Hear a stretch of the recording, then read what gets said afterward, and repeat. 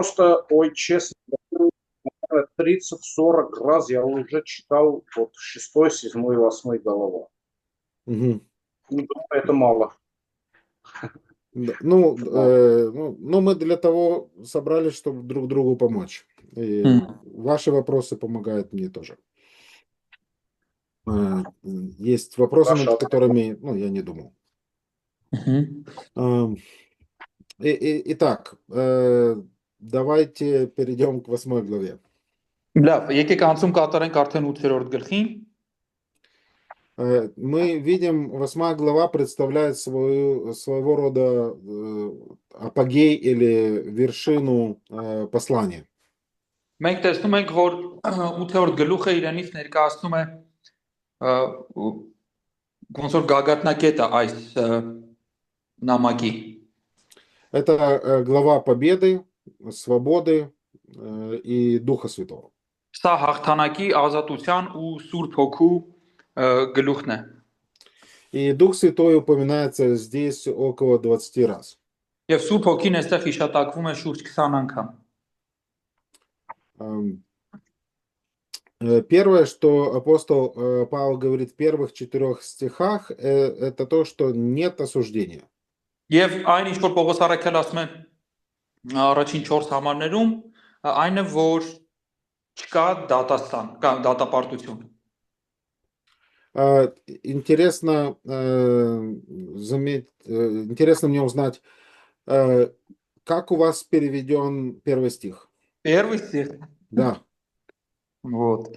Лично в моем есть полная версия. Полный. Да, я знаю, о чем вы говорите. Да.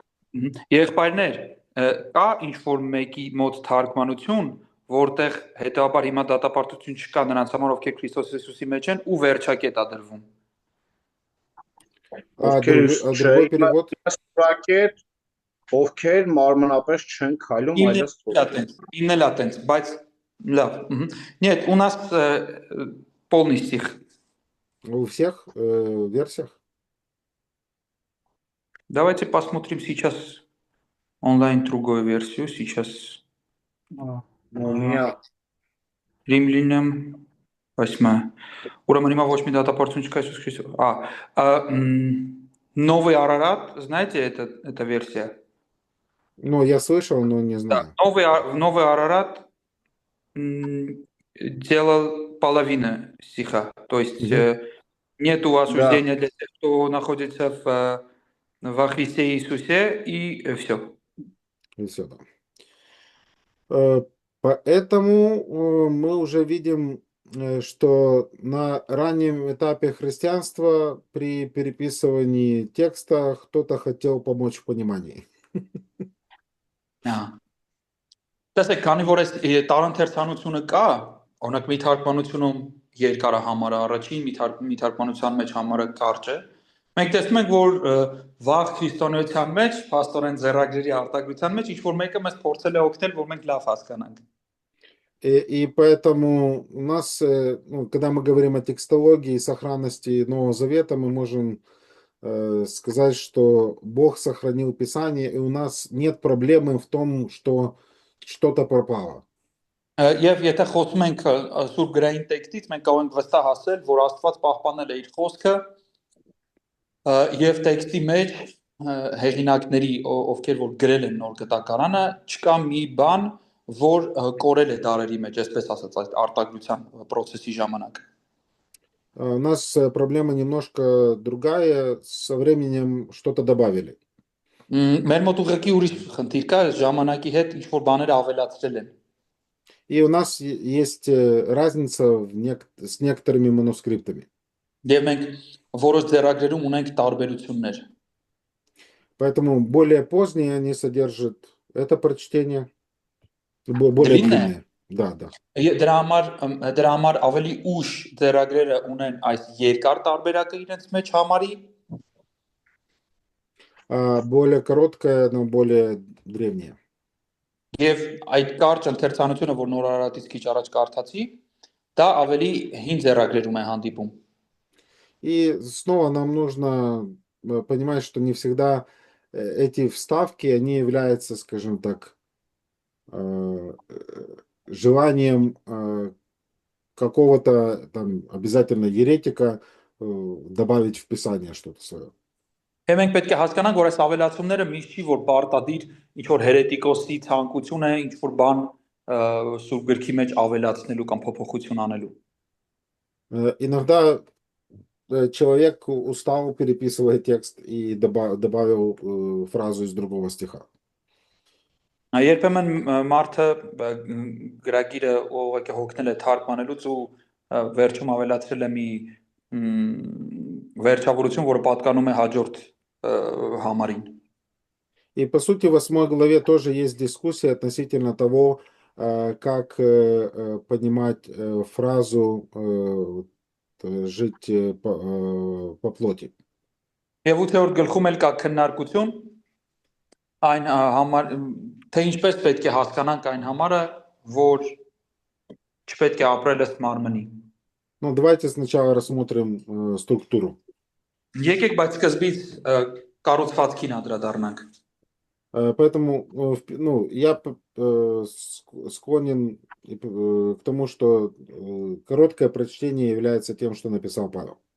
Ես հետևաբար հակված եմ այն տեսակետին, որ այս կարճ ընթերցանությունը այն է, ինչ որ գրել է Պողոս առաքյալը։ Нет никакого осуждения тем, которые во Христе Иисусе. Точка. Ուրեմն հիմա ոչ մի դատապարտություն չկա Հիսուս Քրիստոսի մեջ եղողների համար եւ վերջակետ։ Это юридический факт, суд закончился, приговор отменен. Դա իրավական փաստարկում է, դատը վերջացել է եւ մեղադրանքը չեղարկվել է։ И мы видим, что вступил новый закон или новый принцип, он победил старый. Եվ մենք տեսնում ենք, որ նոր սկզբունքը եկավ ու հին սկզբունքին հաղթեց։ Закон Духа жизни во Христе Иисусе освободил меня от закона греха и смерти. Որովհետև Քրիստոս Հիսուսի մեջ եղող կյանքի ու հոգու օրենքը ինձ ազատեց մեղքի եւ մահվան օրենքից։ И несмотря на то, что мы еще остаемся в греховной плоти, грех еще присутствует в нашей жизни, и есть это принцип смертности, да? Եվ հաշվի առնելով, որ մենք դեռ գտնվում ենք մեղավոր մարմնի մեջ, այդ մեղքը դեռ ազդեցություն ունի, հա, մեր մարմնի վրա, այսպես ասած։ Մենք դրա համար նկատում ենք այստեղ այս արտահայտությունը մեղքի օրենք, հա, կամ մեղքի սկզբունք։ Закон Духа жизни во Христе, он меня освобождает. Որովհետև Քրիստոս Հիսուսի մեջ եղող կյանքի հոգու օրենքը ինձ ազատում է դրանից։ Ну, когда мы смотрим на самолет, он тяжелый. Եթե մենք նայում ենք ինքնաթիռին, այն ծանր է։ И гравитация держит его на земле. Եվ ձգողականության ուժը նրան պահում է երկրի վրա։ Но закон аэродинамики побеждает закон гравитации. Բայց аэродինամիկայի օրենքը հաղթում է ձգողականության օրենքին։ 3 стих. Мы видим неспособность закона Моисея. Եվ մենք տեսնում ենք 3-րդ համարում Մովսեսի օրենքի անկարողությունը։ Как закон, ослабленный плотью, был бессилен. Это читаете? Да. Որովհետև այն ինչ օրենքը չէր կարող անել նրանով, որ այն թույլ էր մարմնավորի պատճառով։ Поэтому снова проблема не в законе, проблема в нашей плоти, которая делает невозможным исполнение закона. Այսինքն խնդիրը օրենքի մեջ չի, խնդիրը մեր մեղքի մեջ է, որը մեզ համար բարդություն է առաջացնում Աստծո օրենքի կատարման մեջ։ Поэтому решение, которое Бог предлагает, это 3-4 стих. Դրա համար այն լուծումը, որը առաջարկում է Աստված, դա 3-րդ եւ 4-րդ համարներում է։ Бог послал Сына Своего в подобии плоти греховной, за грех и осудил грех во плоти. Աստված իր որդուն ուղարկելով մեղսունակ մարմնի նմանությամբ եւ մեղքի համար դատապարտեց մեղքը մարմնի մեջ։ Для чего? Есть цель, 4 стих, чтобы Ինչի համար կա оправдание նպատակ։ Մհմ։ исполнилось в нас, живущих не по плоти, но по духу. Կա նպատակ, որպեսզի օրենքի արդարությունը կատարվի մեր մեջ, որ մարմնականին չենք հետևում, այլ հոգուն։ Поэтому, вероятнее всего, вот эта фраза в 1 стихе, ее одолжили или взяли вот отсюда. Եվ ամենայն հավանականությամբ այդ առաջին համարում այդ ավելացված հատվածը, երկրորդ հատվածը, հենց վերցրել էին այդ 4-րդ համարից։ И дальше с 5 по 17 стихи мы видим описание жизни по духу. Մենք 5-ից 17-րդ համարներում տեսնում ենք հոգով ապրելակերպի նկարագրությունը։ И мы видим, что Павел проводит контраст между 2 образами жизни.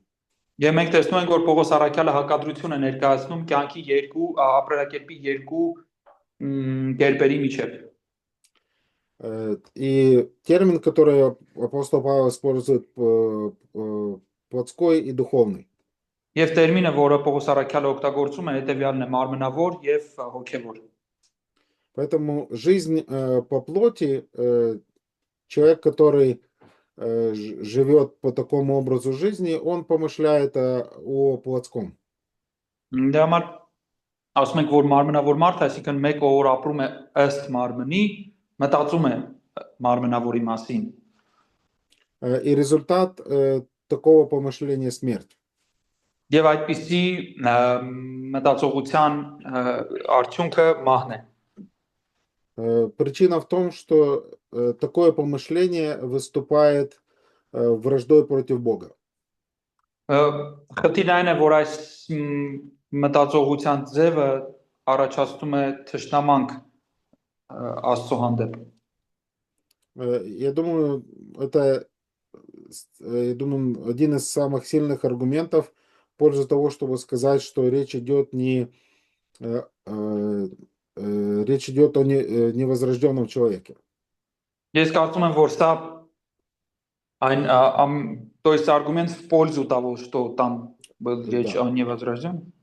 Եվ ես կարծում եմ, որ սա իրենից ներկայացնում է այն ամենաուժեղ փաստարկը իօգուտ այն մեկնության, որ դուք 7-րդ գլխում վերջի մասով որ ասացիք, որ ձեր կարծիքով դա խոսքը գնում էր վերստին չծնված մարդու մասին։ Ну, Римлянам 5 глава говорит, что до нашего обращения мы были врагами Богу.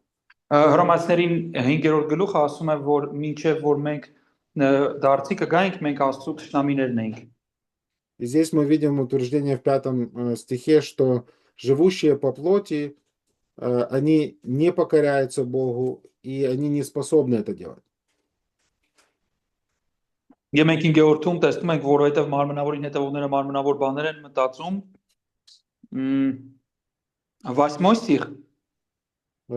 Так, Наверное, 8. Духовная жизнь. 7 стих, да? 7. Քանի որ մարմնավոր միտքը Աստծո դեմ թշնամություն է, որտեղ Աստծո օրենքին չի հնազանդվում եւ չի էլ կարող։ Духовное мышление, это живущие по духу помышляют о духовном. Հոգևոր մտածողությունը ապրում է եւ մտածում է հոգևորի մասին։ И результат жизни мир. Եվ դրա արդյունքն էլ խաղաղությունն է։ С 9 по 11 стихи мы видим, Павел описывает обитание духа. Եվ տեսնում ենք 9-ից 11-ում Պողոսը նկարագրում է հոգու ներբնակեցումը։ Поэтому выходит, что если Дух Божий живет в вас, вы не по плоти живете. Ես ասում եմ, որ եթե Աստծո հոգին ձեր մեջ բնակված է, դուք ըստ մարմնի չեք ապրում։ Но вы не по плоти живете, а по духу, если только Дух Божий живет в вас. И также вторая часть утверждения: если же кто Духа Христова не имеет, тот и не его. Բայց դուք մարմնականի մեջ չեք, այլ հոգու, եթե Աստծո հոգին բնակված է ձեր մեջ, ահա այդ բնդումը։ Եվ երկրորդ մասը, եթե մեկը Քրիստոսի հոգին չունի, նա նրանը չի։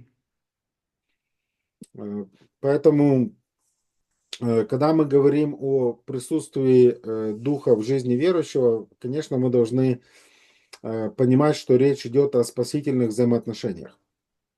Եվ որ մենք խոսում ենք հոգու ներկայության մասին հավատացյալի կյանքում, իհարկե մենք պետք է հասկանանք, որ խոսքը գնում է փրկարար հարաբերությունների մասին։ Поэтому, когда мы говорим о природе Бога, мы утверждаем, что Бог является вездесущим и пребывает во всей своей полноте в каждой точке Вселенной.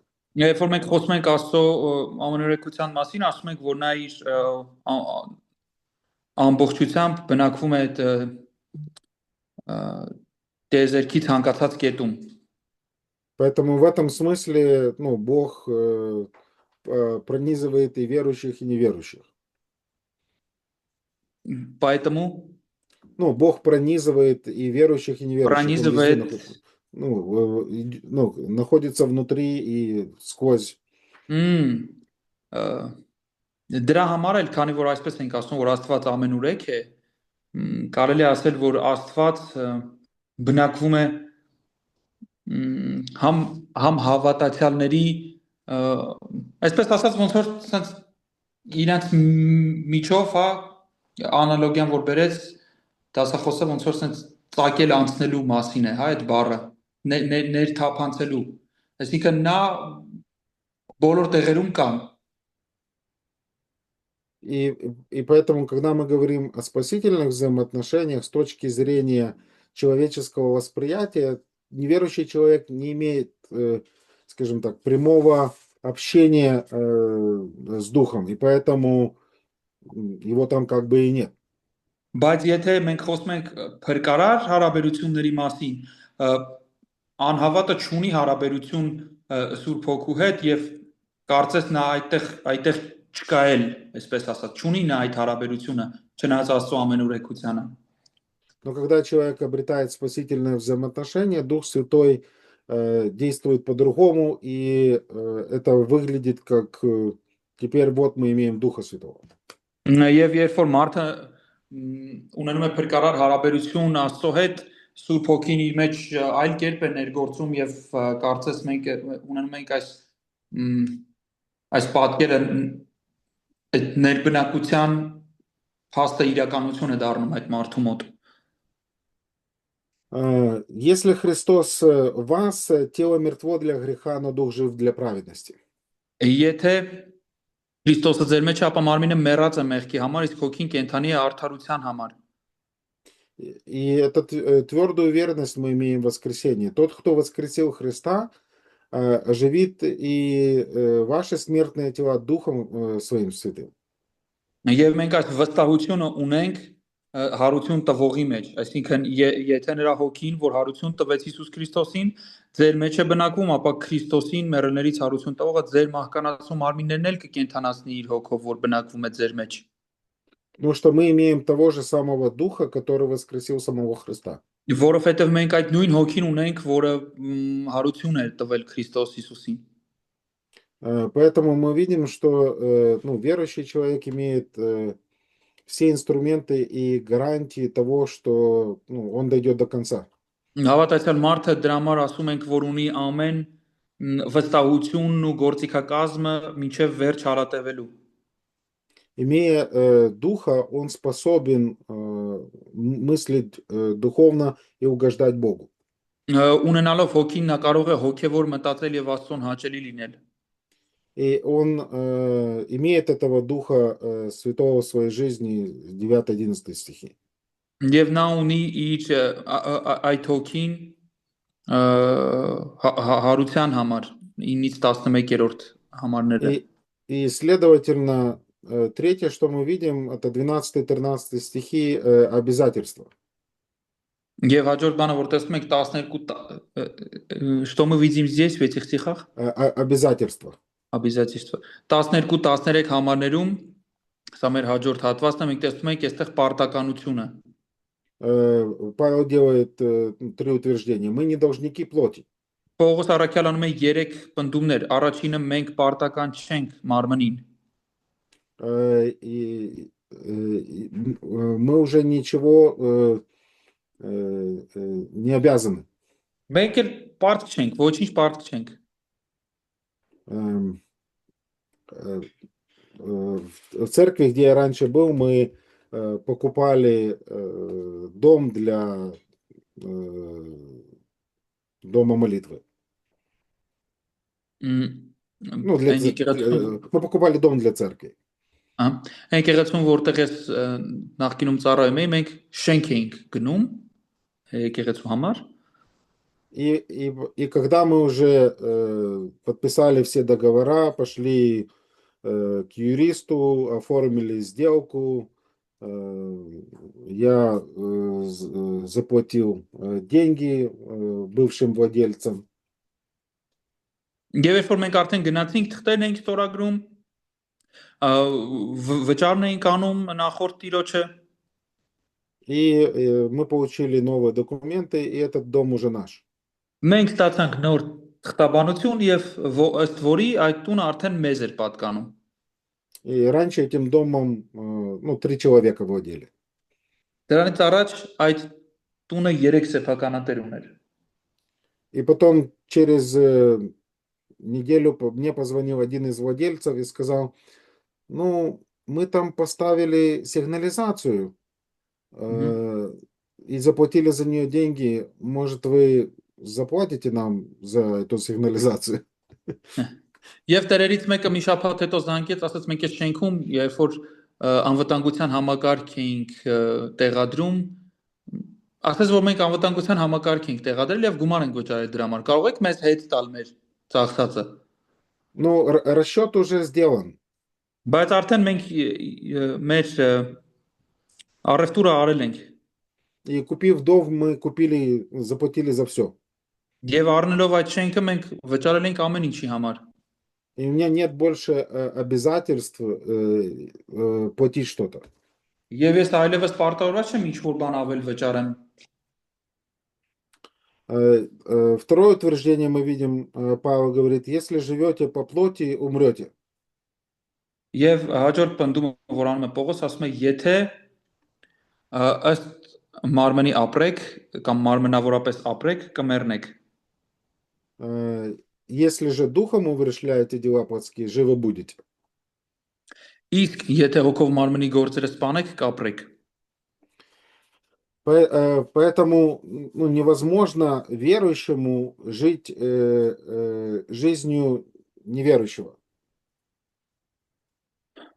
Դրա համար չի կարող հավատացյալ ապրել անհավատի կյանքով։ Но искушение, скажем так, одеть старую обувь в силу нашей греховности остается. Բայց այդ գայթակղությունը հին կոշիկները հագնելու մեր մեղավոր մարմնի բնության պատճառով դեռ կա այդ գայթակղությունը։ Поэтому это, скажем так, обязательства нет, но борьба остается. Мы еще должны умерщвлять дела плотские. Այսինքն պարտավորություն այլևս չկա, բայց պայքարը կա, մենք պետք է սպանենք մեր մարմնի գործերը։ И с 14 по 17 мы видим усыновление. 14-ից 17-ը մենք տեսնում ենք որդեգրությունը։ Павел делает утверждение, что все водимые Духом Божьим суть сыны Божьи. Պողոս առաքյալը անում է այսպիսի մի հայտարարություն, ովքեր Աստծո հոգով են առաջնորդվում, նրանք Աստծո որդիներն են։ И мы не приняли духа рабства, чтобы опять жить в страхе. Եվ մենք ստրկության հոգին չենք ընդունել, որ կամ կապանքի հոգին չենք ընդունել, որ նորից վախի մեջ նստենք։ Это то, какой была жизнь наша до покаяния. Դա մեր կյանքն էր մինչև մեր ապաշխարությունը։ И мы приняли духа усыновления. Եվ մենք որդեգրության հոգին ենք ստացել։ И тут мы видим, апостол Павел использует арамейскую фразу, которая подчеркивает близость отношений. Եվ մենք այստեղ տեսնում ենք Պողոս առաքյալը արամերեն արտահայտություն է օգտագործում, որը ընդգծում է հարաբերությունների մտերմությունը։ Мы взываем Ава Отче. Մենք աղաղակում ենք Աբբա հայր։ И это усыновление и обладание Духом Святым, близость отношений, Дух Святой предоставляет нам внутреннее свидетельство, что мы принадлежим Богу. Եվ այդ Սուրբ Հոգով ներբնակեցված լինելը այդ որդեգրությունը Սուրբ Հոգին տալիս է մեր հոգում վկայություն, որ մենք Աստծուն ենք պատկանում։ И таким образом Дух свидетельствует Духу нашему, что мы дети Божьи. Դրա համար Սուրբ Հոգին մեր հոգում վկայում է, որ մենք Աստծո որդիներ ենք։ И это, следовательно, также говорит о том, что, являясь Божьими детьми, мы имеем наследство. Եվ սա վկայում է նրա մասին, որ մենք ունենալով, այսինքն լինելով Աստծո որդիներ, ունենք ժառանգություն։ Если дети, то и наследники. Եթե որդիներ, ապա նաև ժառանգներ։ И сонаследники Христу, мы вместе с Ним наследуем Царство. Մենք նաև Քրիստոսի ժառանգակիցներն ենք եւ մենք պետք է ժառանգենք թագավորությունը։ Если только с Ним страдаем, чтобы с ними прославиться. Եթե նրա հետ եթե նրա չարչարանքներին հաղորդակից լինենք, նրա փառքին էլ հաղորդակից կլինենք։ Как в 5 главе, помните, апостол Павел говорил, что мы уже имеем мир Божий, мы имеем эту благодать, мы хвалимся славой, но у нас также есть скорби. Ոնց որ 5-րդ գլխում էր Պողոս առաքյալը ասում, մենք արդարացված ենք, մենք ունենք խաղաղություն, մենք ունենք հույս, բայց նաև մենք ունենք նեղություններ, ցավեր։ План освящения включает в себя страдания. Սրբացման ծրագիրը իր մեջ ներառում է չարչարանք։ И, скажем так, этого процесса нам сложно избежать. Եվ այդ process-ից մեզ դժվար է փախչել։ Это часть, скажем так, контракта. Դա պայմանագրի մի մասն է կազմում, այսպես ասենք։ Павел в другом месте говорит, все желающие жить благочестиво будут что? Պողոս առաքյալը ասում է բոլորը ովքեր ուզում են ապրել աստվածապաշտության կյանքով ինչ Харц. Вопрос, да? Да. Ովքեր ուզում են ապրել աստվածապաշտության կյանքով ու համարը պետք է շարունակեն։ Должны умирать. Ну, будут гонимы. Близко. Да, близко, да. Նրանք պետք է նեղություն կրեն, հալածանք կրեն։ Ну, следование за Христом подразумевает определенную долю страданий. Քրիստոսին հետևելը իրենից ենթադրում է որոշ չափով տանջանքներ։ Но наша конечная цель это прославление. Բայց մեր վերջնական նպատակը, որին մենք գնում ենք, դա փառավորումն է։ И, следовательно, мы не должны смущаться, зная, что начатое дело Бог доведет обязательно до конца. Եվ մենք պետք է վստահ լինենք, որ Աստված իր սկսած գործը ավարտին կհասցնի։ У нас есть эта твердая вера, что если Христос умер за нас в таком состоянии, в котором мы были, то определенно мы спасемся Его жизнью. Եվ մենք ունենք այդ վստահությունը, որ այն կարգավիճակը, որ մենք գտնվում ենք, եւ որ Քրիստոսը մեր համար մեռավ, հիմա որքան ավելի գտնվելով այս կարգավիճակում կհասնենք մինչև մեր նպատակակետը։ Еще больше об этой уверенности Павел в конце 8 главы говорит. Եվ ավելի շատ այս վստահության մասին Պողոս առաքյալը 8-րդ գլխի վերջում էլ է խոսում։ И таким образом 17 стихом завершается вторая часть учения о освящении. Եվ 17 стихом заканчивается. Ну да, скажем, с 18 и по 27 речь идет, скажем так, об этом переходе и учении о прославлении. Եվ 17 համարով կարծես վերջանում է սրբացման այդ քննարկումը։ Так, есть вопросы? Կան հարցեր։ Просьбы есть. Да. Брат Вячеслав, я же проповедую 1 Коринфянам 14 глава, пишу смс-ки, вопросы, ну, насчет 26 стиха. У меня просьба такая, я после этого 14 главы хочу еще окончательно про это, ну, харизматики знаете, что аргумент приносит от 26 стиха, хочу проповедовать это. Пожалуйста, чтобы я часто вопросы не отдал, вот этот от 18 начинать хотя бы, ну, немножко больше объясните, пожалуйста, потому что через неделю вот это буду проповедовать. Ну, сейчас вы 1 Коринфянам 14:26. Не, я сейчас 1 Коринфянам 14 глава проповедую уже 26-28 на следующей неделе. После этого харизматики, вот смотри, вот это я, Дух Святой, языками, там это. Я должен вот это сейчас ясно проповедовать, чтобы это тоже им было понятно. Ну поэтому то, что тут говорится о изречениях, да? Вот это? Да. Вот понял. Да. Хорошо, конечно, мы, скажем так, я скажу немного по этому поводу, не без этого. Сколько планировали, чуть больше. Еще чуть больше, да. Я думаю, что нам не обязательно нужно много говорить для того, чтобы объяснить истину. Мне надо понять. Я понимаю. Я понял. Хорошо. Сколько у нас до перерыва осталось? Так.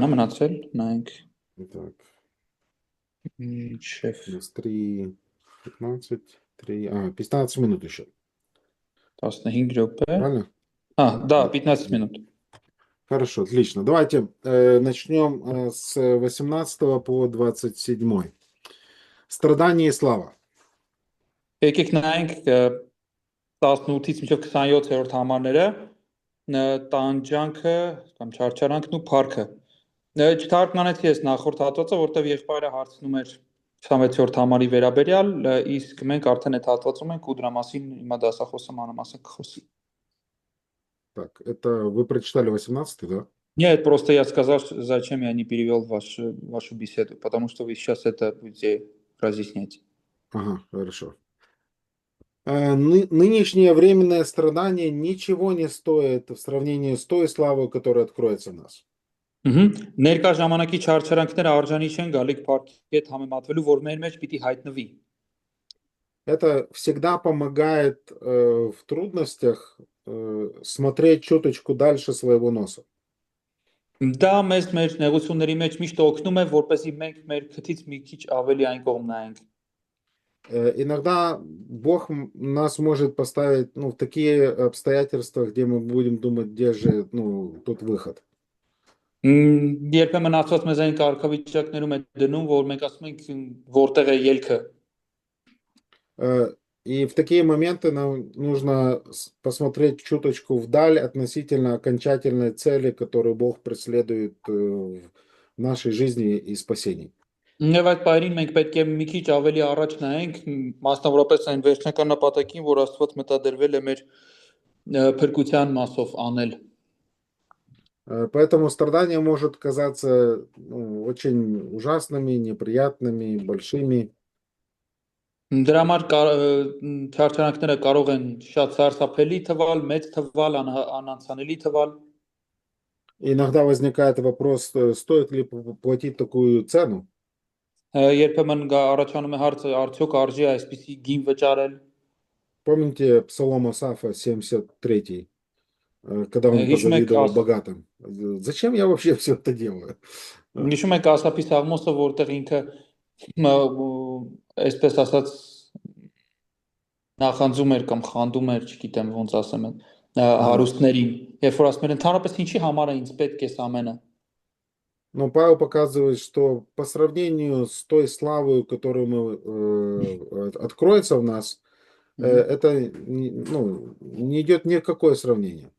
Եվ Պողոս ասում է, որ եթե այս ամեն ինչը համեմատենք այն փառքի հետ, որը մեր համար լինելու է ապագայում, սա ոչ մի բան է։ С 19 по... Значит, и дальше Павел делает такие 3 утверждения относительно вот этого стенания.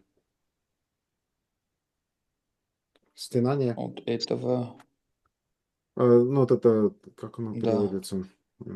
Сейчас я посмотрю. Стенание. Так, Римлянам 18. Это в каком стихе эта фраза?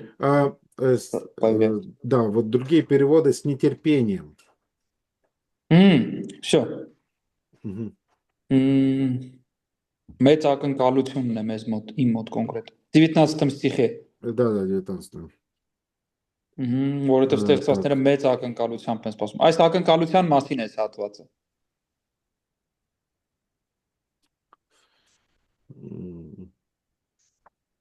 Поэтому речь идет о очень таком сильном желании что-то получить. Հենց այդպես մեծ ակնկալություն խոսում եմ մի բանի մասին, որ շատ ես ուզում ստանալ։ С 19 по 22 речь идет о стенании творения. 19-ից 22-ը խոսում է ստեղծագործության ակնկալության մասին։ С 23 по 25 стенание верующих. 23-ից 25-ը հավատացյալների այդ ակնկալության մասին։ А с 26 по 27 стенание духа.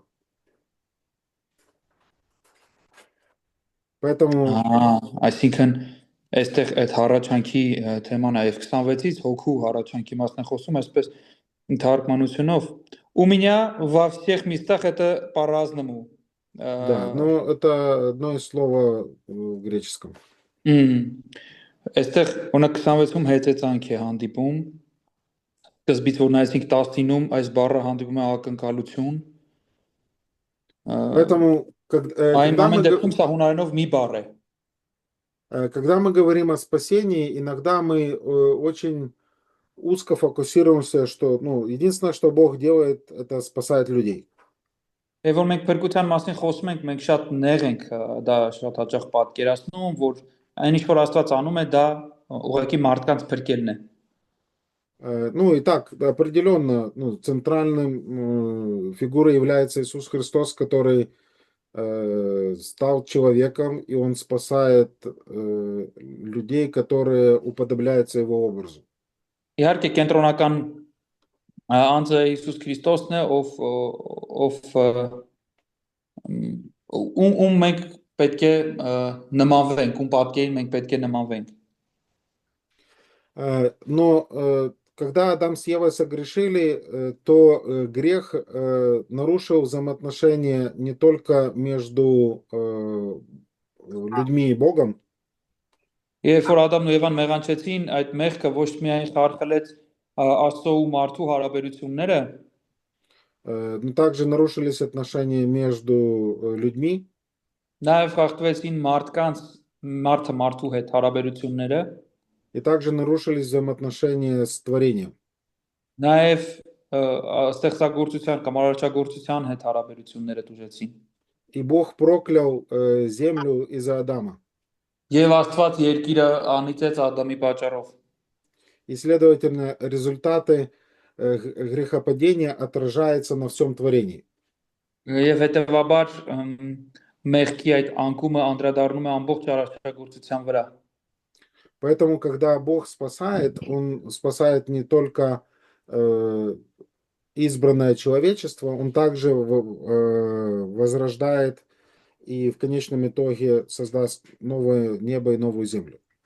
Եվ Աստված ոչ միայն փրկում է ընտրյալ մարդկությանը, այլ վերջի վերջո այս ստեղծագործությանն էլ կանդրադառնա եւ կլինի նոր երկիր ու նոր երկիր.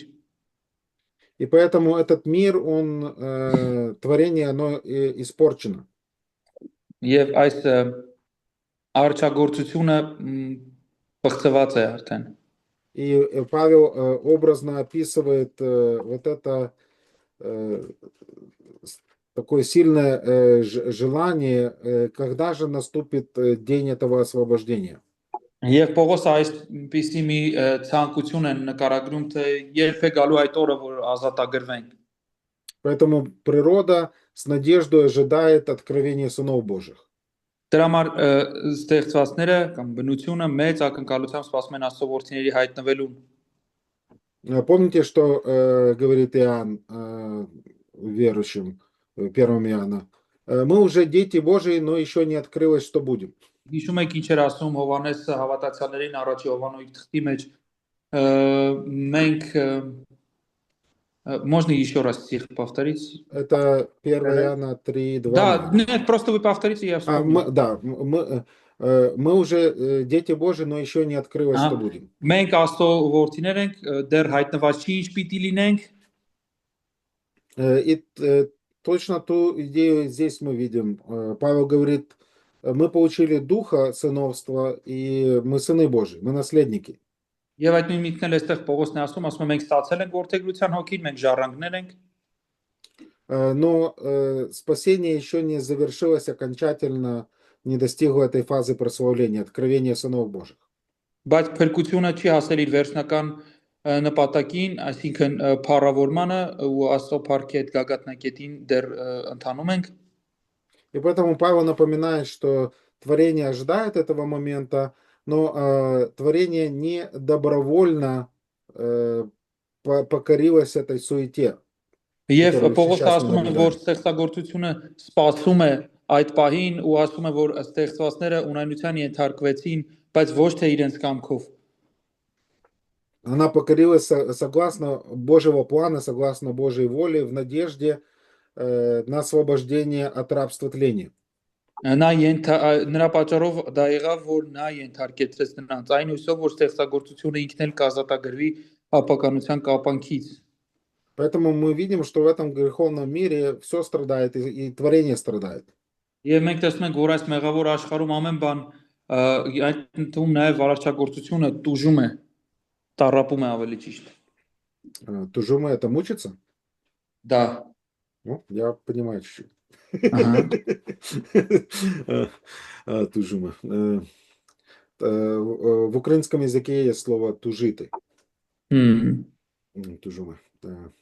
Мучиться до ныне. Вернее, тарапел, мучение. Мученик, тарапял. Вот. Ну, синонимы можно использовать. Это стенает творение, но также верующие стенают. Եվ մենք տեսնում ենք, այստեղ ստեղծագործությունը հառաչում է, բայց նաև տեսնում ենք, որ հավատացյալն էլ է հառաչում։ 23-25 стихи. 23-25 համարները։ Поэтому Павел говорит, не только творение имеет такие чувства, но и мы имеем начаток духа.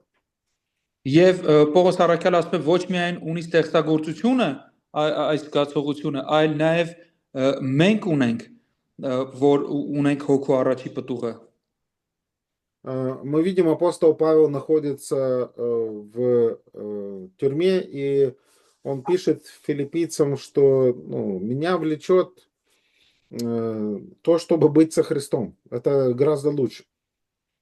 Եվ մենք տեսնում ենք Պողոս առաքյալը, երբ որ գրում է Ֆիլիպպեցիս նամակը, բանտից ասում է, որ ես ուզում եմ Քրիստոսի հետ լինեմ։ Имея постоянную борьбу духовную в этом мире, имея искушение,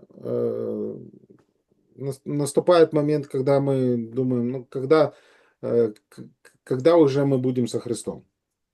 Ապրելով այս աշխարհում ունենալով հոգևոր խնդիրներ, մեղքի պայքարներ, տարբեր դժվարություններ, մենք հալածանքներ, մենք մտածում ենք, երբ է վերջապես գալու այդ օրը, երբ որ մենք լինելու ենք Քրիստոսի հետ։ И поэтому мы имеем духа усыновления, но мы ожидаем усыновления. Դրա համար մենք ունենք որդեգրության հոգին, բայց մենք նաև սպասում ենք դրան։ В определенном смысле мы уже искуплены Христом, но здесь мы видим искупление нашего тела, это будущее воскресенье. Մենք ինչ որ իմաստով արդեն քավված ենք, ունենք այդ քավությունը, բայց նաև մենք տեսնում ենք այստեղ сейчас найду этот стих. Ահա, 23-ի։ Մենք նաև մեր մարմնի փրկագնմանն էլ ենք սպասում։ И Павел дальше говорит, что мы спасены в надежде. Եվ հետո Պողոս ասում է, որ մենք հույսով ենք փրկվել։ И 24-й он комментирует, что функция надежды, она не есть надежда, если мы уже видим это. Եվ 24-ում Պողոսը ասում է, որ հույսը, որը տեսնում է, էլ հույս չի։ 25-й, но когда надеемся того, чего не видим, тогда ожидаем в терпении. Եվ 25-ում ասում է, բայց այն ինչ չենք տեսնում, սպասում ենք հույսով ու համբերությամբ։ Но наша надежда – это стопроцентная гарантия, потому что она основана на Божьем обещании, характер которого не меняется. Можно еще раз. Это хорошо. Да, я так хорошо сказал, теперь надо вспомнить. Да.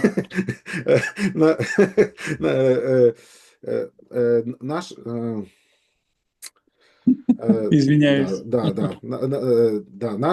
Наша надежда – это стопроцентная гарантия. Մեր հույսը դա 100%-անոց երաշխիքն է, потому что она основана на Божьем обещании, որովհետև այն հիմնված է Աստծո խոստումների վրա, характер которого не меняется. Որոնց էությունը կամ բնույթը չի փոխվում. И поэтому мы знаем на 100+%, что так оно и будет. Դրա համար մենք 100% եւ մի բան էլ ավել գիտենք եւ վստահ ենք, որ դա կլինի. Но пока этого не случилось, мы также мучимся в ожидании. Բայց քանի դեռ դա տեղի չի ունեցել, մենք տանջվում ենք այս սպասման մեջ. И поэтому дальше 26-27 стихи то же самое делает и Дух Святой. Եվ 26-27-րդ համարներում տեսնում ենք, որ այդ նույն բանը անում է Սուրբ Հոգին. Он в союзе с нами. Նա մեզ հետ միության մեջ է. Он подкрепляет нас в немощах, в наших слабостях. Նա մեր տկարություններին օգնում է, մեզ զորացնում է մեր թուլության մեջ. И тут мы видим эту фразу, которую иногда используют харизматы, но эта фраза не имеет никакого отношения к языкам. Եվ մենք այստեղ տեսնում ենք այդ արտահայտությունը, որը երբեմն օգտագործում են խարիզմատները, որը ընդհանրապես ոչ մի առնչություն չունի լեզուների հետ. Что мы здесь читаем? Что Дух Святой, 26 стих, подкрепляет нас в наших немощах, слабостях, ибо мы не знаем, о чем молиться, как должно, но сам Дух ходатайствует за нас воздыханиями неизреченными. Եվ ինչ ասում, որովհետև մենք չգիտենք, թե ինչի համար եւ ինչպես պետք է աղոթենք, բայց ինքը Հոգին անարտասանելի հեծանքով բարեխոսում է մեզ համար. Ну, в контексте страданий, исследований за Христом, в контексте вот этого желания освобождения, иногда нам настолько, скажем так, тяжело и эмоционально трудно, что мы не знаем, как это описать словами. Քրիստոսին հետևելու ճանապարհին լինում են այնպիսի տառապանքներ, այնպիսի նեղություններ, որ մեզ այնքան դժվար է լինում, որ մենք այդ վիճակը չենք կարողանում անգամ բառերով արտահայտել. Но Дух Святой, который пребывает с нами, он нас понимает лучше всего. Բայց Սուրբ Հոգին, որ մեզ հետ է բնակվում, մեզ ամենալավն է հասկանում. И, следовательно, он без проблем может объяснить другим личностям Троицы, что происходит с нашим сердцем, что мы хотим сказать. Դրա համար նա լավագույն կերպով կարող է երրորդության մյուս անձերին բացատրել, թե ինչ է մեր ներսում իրականում տեղի ունենում, ինչ ենք մենք զգում։ И поэтому 27 стих ну, является пояснением. Դրա համար Испытывающий же 7-20 сердца знает, какая мысль у духа. 27-րդ համարը բացատրում է, նա որ սրտերն է քննում, գիտի թե ինչ է հոգու խորհուրդը։ Почему? Потому что он ходатайствует за святых по воле Божией. Ինչի համար, որովհետև Աստծո կամքի համաձայն բարեխոսում է սրբերի համար։ Поэтому у нас есть превосходный переводчик, толкователь, который переводит на все 100% то, что лежит у нас на сердце. Դրա համար մենք ունենք մի հիասքանչ թարգմանիչ, մեկնաբան, այսպես ասած, ով որ մեր սրտի այդ զգացմունքները տեղ է կարողանում հասցնել լավագույն կերպով։ И снова в этом контексте апостол Павел совсем не обсуждает духовные дары. Եվ կրկին պետք է նշել, որ այս հատվածում, այս համատեքստում Պողոս առաքյալը ընդհանրապես չի խոսում հոգևոր պարգևների մասին։ Это то, что происходит со всеми верующими, а не только с теми, которые имеют дары иных языков. Սա մի բան է, որ տեղի է ունենում բոլոր հավատացյալների հետ, ոչ թե միայն այն հավատացյալների հետ, ովքեր ունեն լեզուների պարգև։ Это опыт, который принадлежит всем христианам, всем ученикам Иисуса Христа. Սա մի փորձառություն է, որ պատկանում է բոլոր Քրիստոսի հետևորդներին, բոլոր Քրիստոսի աշակերտներին։ Поэтому даже наше воздыхание в контексте молитвы Бог понимает 100%. Դրա համար աղոթքի ժամանակ անգամ մեր հառաչանքը կամ մեր հեծանքները Աստված հասկանում է 100%-ով։ Поэтому я не знаю, как это общение происходит на практике, но по сути Бог Отец на 100% знает, о чем мы думаем, о чем мы помышляем. Ես չգիտեմ գործնականում այս հաղորդակցությունը ինչպես է տեղի ունենում, բայց Աստված հաստատ գիտի ամբողջապես թե ինչ է տեղի ունենում մեր ներսում։ Делаем перерыв и вернемся к 8 главе.